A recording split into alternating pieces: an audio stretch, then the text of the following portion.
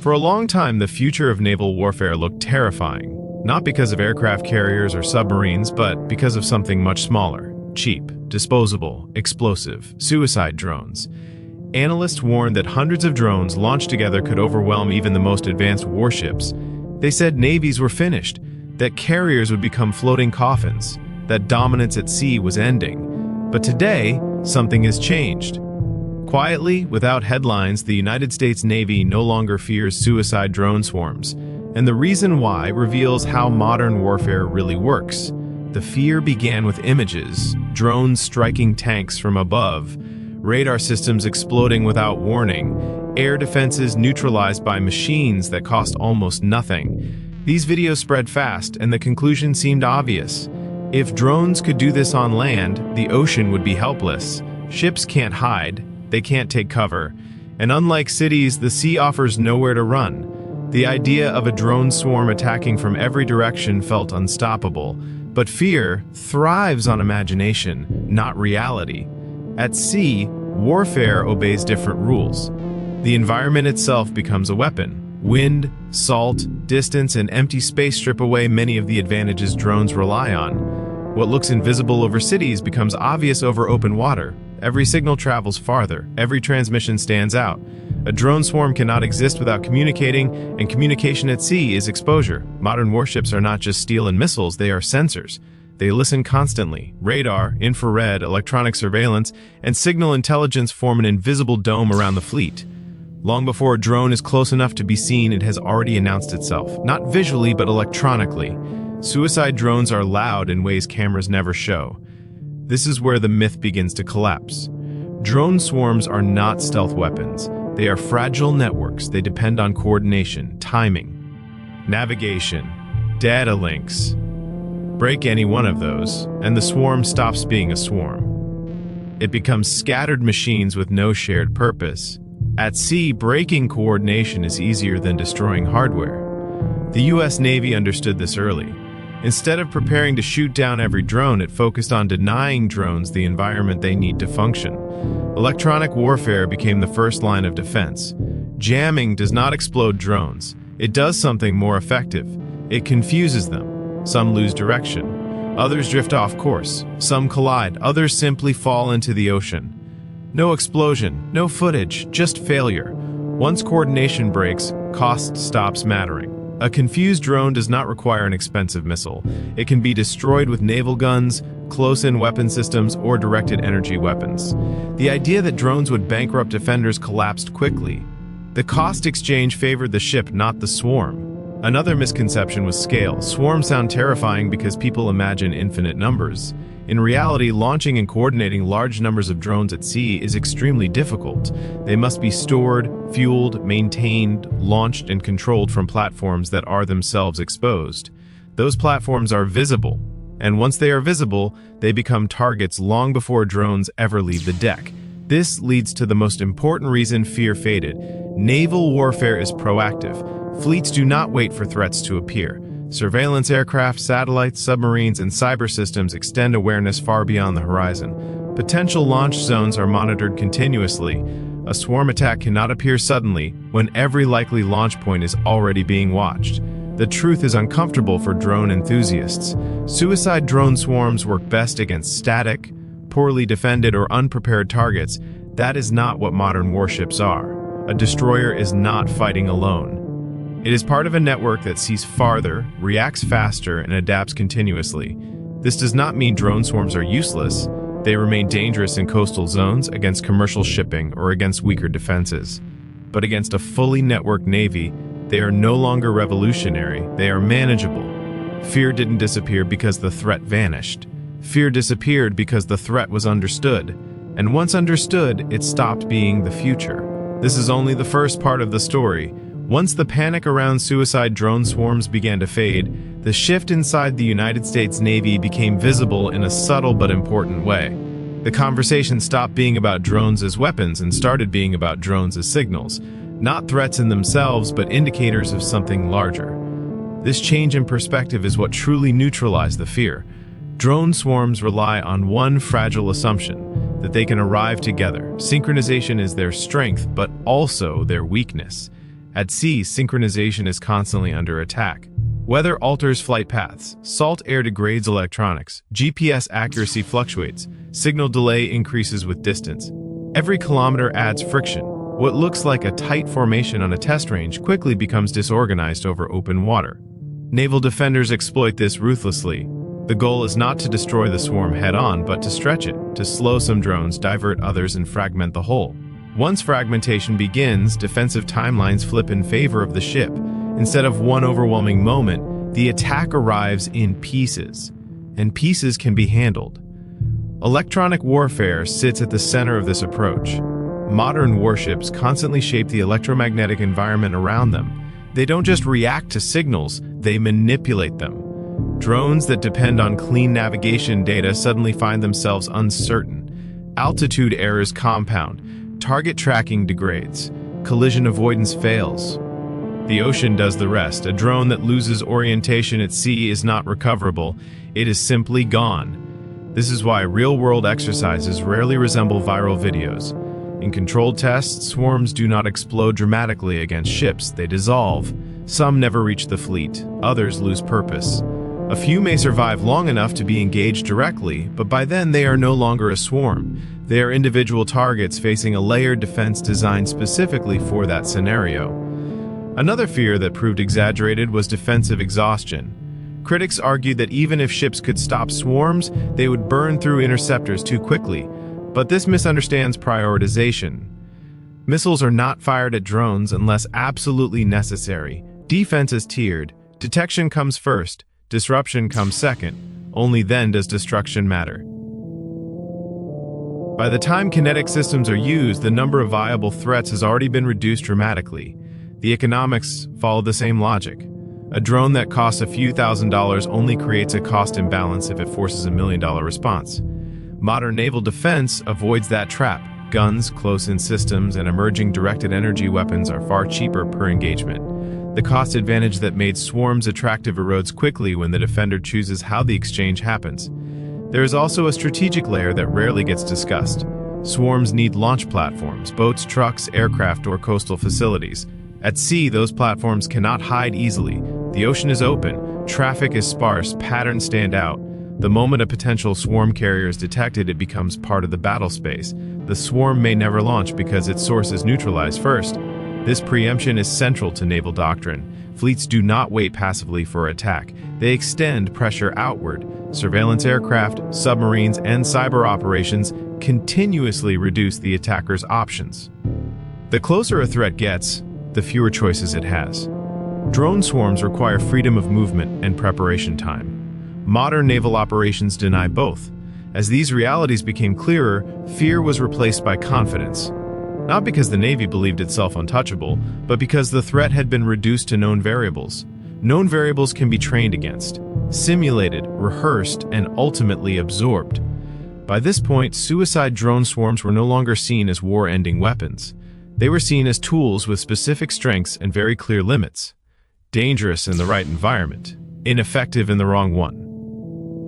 And against a fully networked fleet, the environment is almost always wrong. This understanding set the stage for a deeper realization. The real future threat was never the swarm. It was what could bypass the system entirely.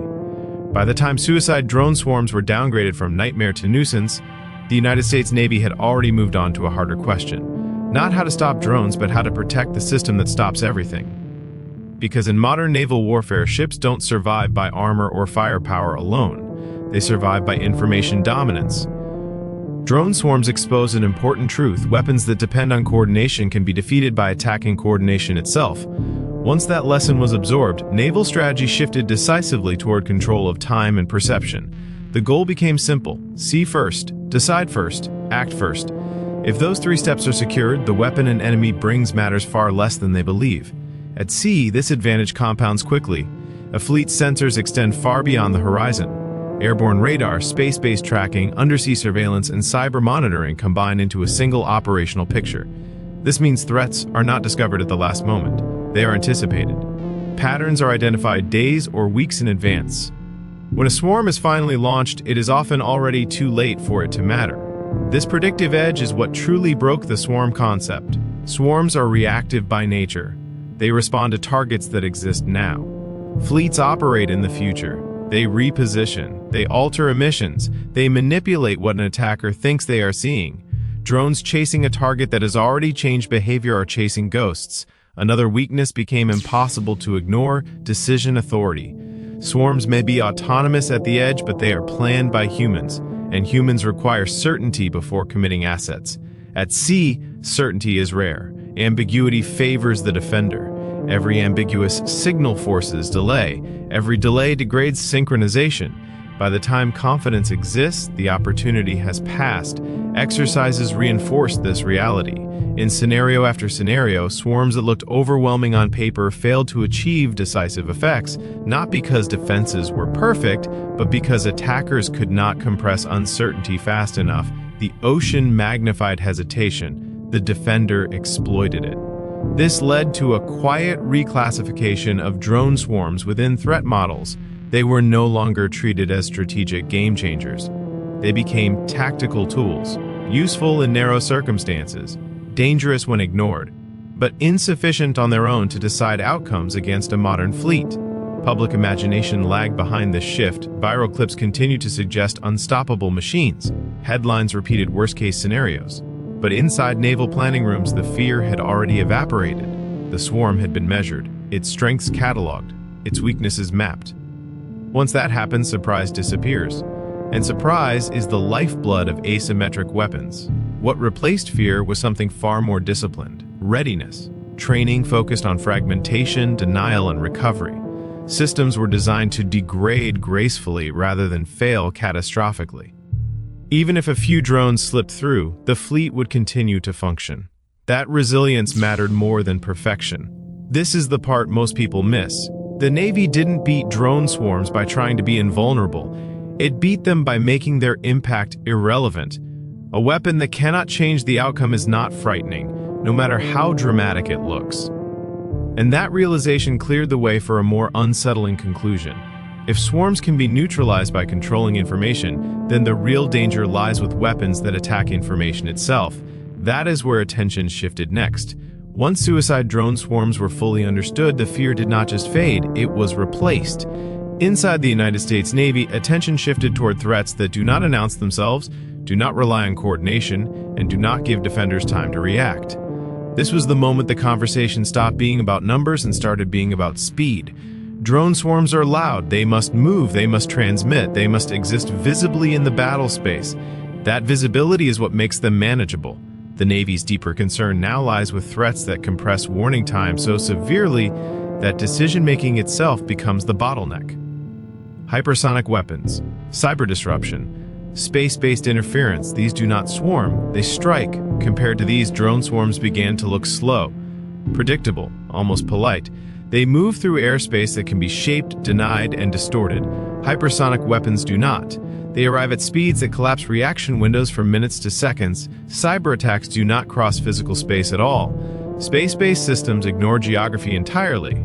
These threats aim directly at the system that allows fleets to function, not at the ships themselves. This realization reframed everything. The Navy stopped asking, "How do we stop every incoming threat?" and started asking, "How do we keep operating when some threats get through?" That shift matters. A force designed around resilience is far harder to defeat than one designed around perfection. Drone swarms failed to induce that level of disruption. Even in worst-case scenarios, their effects were localized, temporary, recoverable. They could damage sensors, start fires, or force defensive responses, but they could not collapse the entire operational picture. The fleet kept seeing, kept communicating, kept moving. That continuity broke the psychological power of the swarm. Another factor quietly worked against drone swarms: escalation logic. Launching a large swarm at sea is not anonymous. The ocean is too open. Launch platforms are visible. Attribution happens quickly, and once attribution happens, retaliation becomes inevitable. That risk limits how aggressively swarms can be used by any actor who wants to avoid full-scale conflict. The more dramatic the swarm, the clearer its origin. This makes swarms strategically awkward. Too small, and they fail to achieve effect. Too large, and they trigger responses the attacker cannot control. The narrow window where they are both effective and deniable is smaller than many assumed. As these realities settled in, The Navy's posture changed quietly but decisively. Drone swarms were folded into routine planning. Training scenarios treated them as one variable among many, not the centerpiece. Funding followed the shift. Less emphasis on single-threat counters, more emphasis on integration, redundancy, and rapid recovery. The irony is that drone swarms succeeded in changing naval warfare, just not in the way people expected. They did not end the age of warships. They accelerated the transition towards system-centric defense. They forced navies to become faster, more connected, and more adaptive. And once that transition occurred, the swarm lost its power to intimidate. By this point, fear had been replaced by clarity. Drone swarms were no longer viewed as a future-defining weapon. They were a lesson. And the lesson was already learned. It is because a reason the United States Navy no longer fears suicide drone swarms is not because the threat disappeared. It is because fear itself was engineered out of the equation. Fear thrives in uncertainty, and uncertainty is what the Navy learned to destroy first. Drone swarms once represented the perfect asymmetric nightmare: cheap weapons threatening expensive platforms, numbers overwhelming technology, chaos defeating structure. But every one of those advantages depended on a single condition: confusion on the defender's side. Once that condition was removed, the entire concept began to collapse. Understanding replaced reaction, prediction replaced surprise. Instead of asking how many drones could be launched, planners asked how early intent could be detected. Instead of preparing for impact, they focused on denial. Denial of coordination, denial of timing, denial of freedom to operate. When those were removed, the swarm lost its purpose. The ocean reinforced this shift. At sea, failure is unforgiving. Drones that lose navigation do not land safely, they do not retreat, they vanish. Launch platforms cannot hide easily, support infrastructure is exposed, every mistake is final. These realities favor disciplined, integrated forces over improvised mass attacks. What ultimately ended the fear was not a weapon or a system, but a mindset.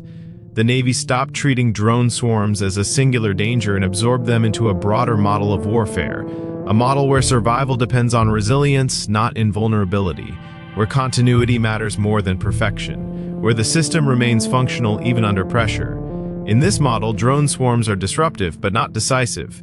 They can cause damage but not collapse. They can force responses but not surrender. And that distinction matters.